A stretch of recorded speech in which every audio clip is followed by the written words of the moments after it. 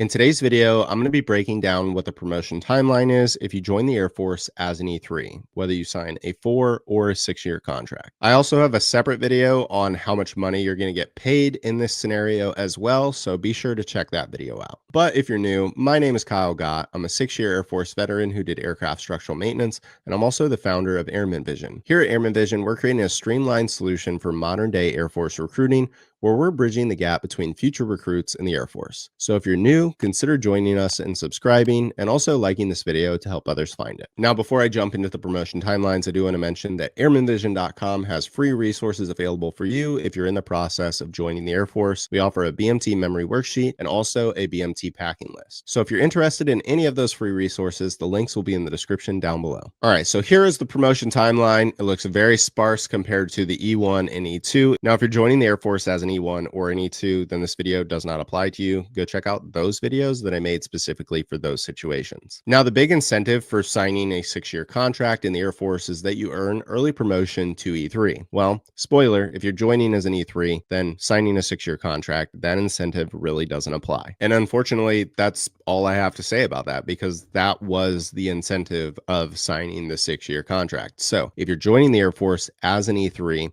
signing a 4 or 6-year contract, you're actually going to have the exact same promotion timeline. So as you can see right here, I have the total months of the contract. Then I have somebody that joins as an E3 and signs a 4 or 6-year, and somebody that signs a 4 or 6-year here as well, because it's the exact same. Now, the differences that I'm going to compare in this video are when you join the Air Force, because if you're signing a contract and you're joining as an E3, then signing a 4 or 6-year actually doesn't matter. What does matter is what month you join as. Now, I do want to just come out and say this right in the beginning. I would not alter your timeline based on what I'm telling you. Do whatever happens. Whatever is destined to be, let that happen. Do not try to join the Air Force 2 months later or 3 months later, or get a quick ship and ship earlier and then be unhappy about the job that you got just because you were chasing the early promotion. Don't do that. Just follow through with whatever was supposed to happen. I'm just simply telling you this information because I'm kind of a stats nerd, and so I like to dive into the information and deep dive into stuff. So that's the only reason why I'm including this, because I think it's interesting. But when it comes to those of you that are joining, do not alter what you're doing based on the information that I'm telling you right now. This is more so just a, hey, heads up, this is what situation you're going to be in if the cards fall the way they do.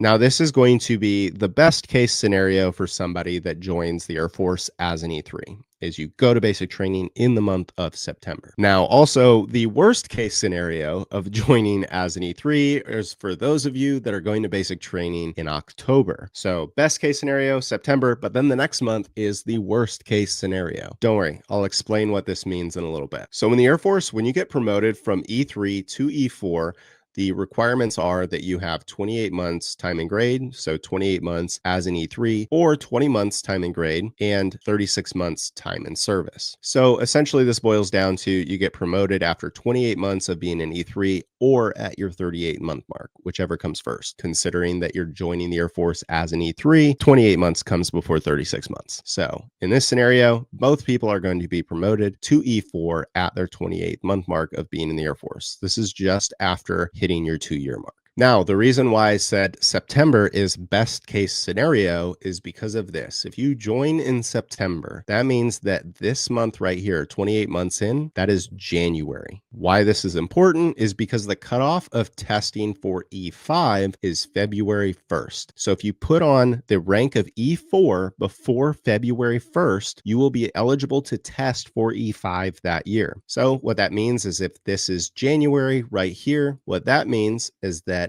this is May. This is probably around the time that you would test because you made the cutoff. The cutoff was February 1st. You were before the cutoff of getting promoted to E4. So you would test that summer, May, June timeframe for E5. So when you make E5, it is not based on time in service, time in grade, like all the other promotions up till that point. When you try to make E5, you're actually competing against all of your peers. So you are competing against the rest of the E4s in the Air Force and in your specific career field. What this means is that you have to test on Air Force knowledge and on your job. So it will be a multiple choice test. You will have to go and take those 2 tests, and then you'll be scored against your peers. They will also factor in your promotion statements that you've had up till that point. So if you have just been a mediocre airman and you've been getting mediocre scores on your yearly performance reports, then you're probably not going to get promoted. But just know that making staff sergeant or E5 your first time is very, very difficult. For instance, in 2025, 33% of those that tested for E5 made it,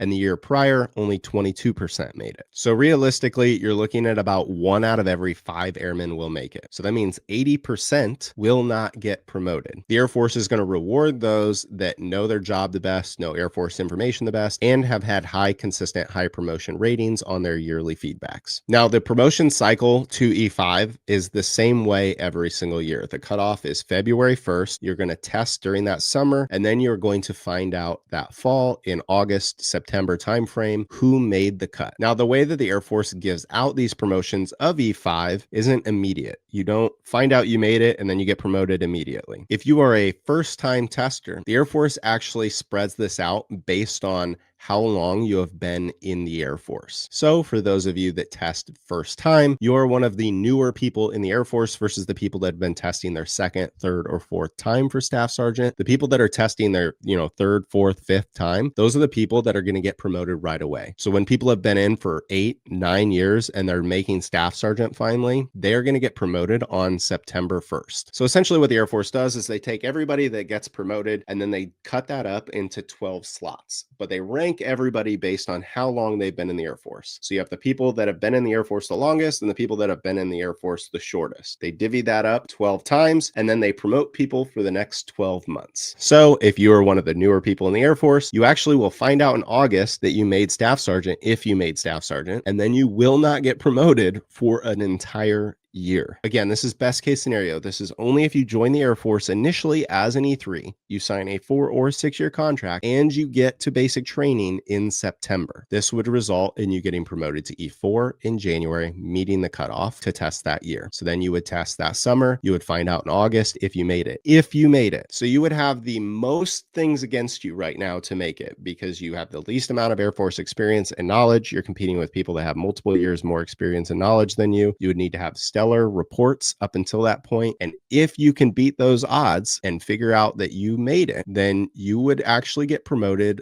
on September 1st of the next year, which would be your 4-year mark. This is the absolute soonest that most people can get promoted to E5. And this is very, very rare because remember, I said 33% this year got promoted to E5, 22% the year before. It isn't 22% of everyone, right? The people that are just testing for their first time, it is less than 22% that make it. It is a higher percentage for the people that have been in longer, people that have been in for 6, 7, 8 years. A higher percentage of those make it over the people that have only been in for 2 years. Now, the reason why I said that joining in October is actually the worst case scenario is because of this. If you join in September, right? That's best case scenario right here. September, we'll say you just join 1 month later. Well, I'm going to cut and I'm going to paste this up 1. So now you're joining in October. Well, what this means is that you're going to get promoted to E4 in February, which means that you missed the cutoff, which means that you don't get to test that year. You don't get to test in May like the person that joined a month earlier would get to test. You joined 1 month apart. However, they're going to be testing at 32 months. And because you joined a month later in October, you are not going to be testing until May of the next year. So you have to wait a year and a half to test because the cutoff was February 1st. And if you get promoted, say February 1st or February 2nd, you didn't meet the cutoff. You had to get promoted before February 1st. Well, this is going to result in you not testing this year, not finding out if you made it. You actually don't test until this May, which you would then find out right around your 4-year mark, 2 months before, if you made staff sergeant or not. But you can see they joined 1 month apart. And this is why I try to tell people that realistically, honestly, the 4 or 6 year contract overall isn't that big of a deal because realistically, what really matters is like what month you join, but also you're only getting a year heads up. This person is getting a year advantage, right? That's it. They get a 1 year advantage over the person that joined a month later. And it's going to remain like that throughout the rest of their contract because if all things are equal and this person made it first time and this person made it first time, they're going to be a year apart from each other in their promotion cycles for the rest of their career. So just for giggles, we're just going to throw another column here and I'm going to just say you join in July to,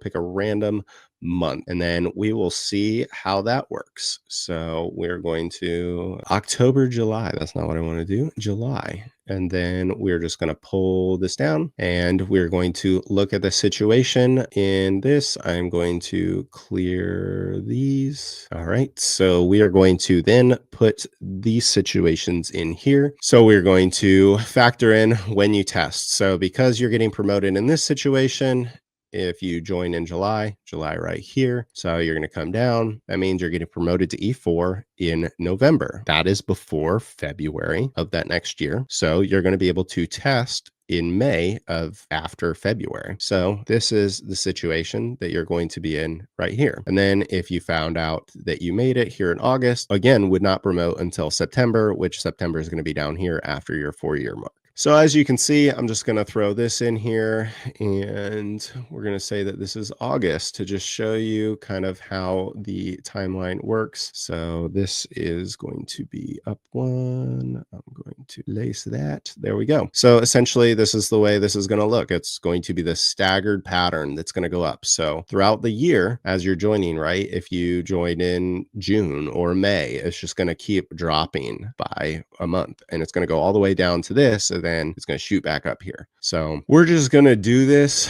just so I can show you visually because it's in my head now. So I am going to work this out just so you guys can kind of have a better representation of this, right? So it's going to look like this. You join in April. This is going to be your situation. You join in May, June, July, August, September, right? So your window is getting sooner and sooner and sooner of when you're going to be able to test sooner in your career, all the way up to September. But then when October hits, boom, you miss the cutoff. So then it resets all the way down to here. So the closer that you can go to basic training to September, the better. After September, it is what it is. But long term, this only affects your career by 1 year or one testing cycle long term. And just because somebody hits this, right, they're actually less experienced. You could be in the situation where, yeah, you'd think that this is the best scenario, right? Because you get a test early. But say if this was you and you've been in the Air Force for just over 2 years, you test, you're not knowledgeable enough at this point. So you don't make staff sergeant, right? So you have to wait a whole nother year again to test this next May for your second time. However, say this was you and you actually joined in October and you're like, dang, I don't get a test early. But if you would have joined in September, you didn't have enough knowledge and experience to test well. But say that extra month actually gives you this entire year to learn about the Air Force. And so then you're actually more knowledgeable. And say you do make it first time here, you're going to be in the same situation had you not made it the first time and you made it the second time in this scenario. And then here you just made it the first time. So I know there's a lot of people that are really bummed out, even though they,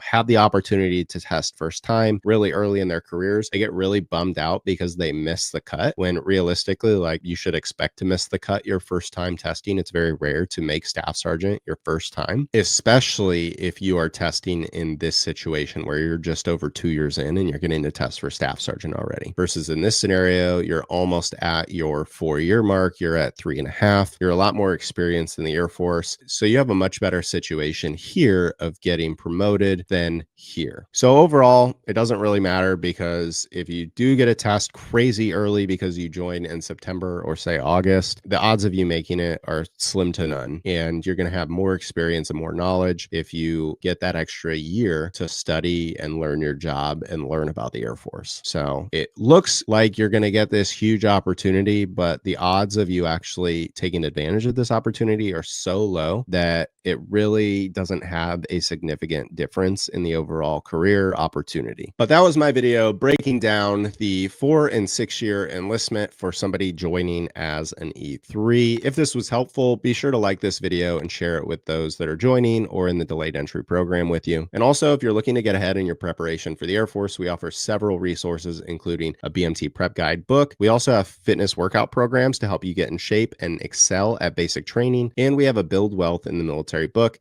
where I show you how I went from negative $15,000 when I joined the Air Force to over $100,000 net worth when I got out after 6 years. And I show you in that book how to leverage your pay and your benefits while you're in, but also your pay and benefits once you get out, which is why I've been able to travel so much since I got out and also go to school and get paid to do so. So be sure to take advantage of all of the resources that Airman Vision offers you to set your career up for success. But as always, my name is Kyle Gott. This is Airman Vision, where we're bridging the gap between future recruits and the Air Force, and we look forward to helping you in another video.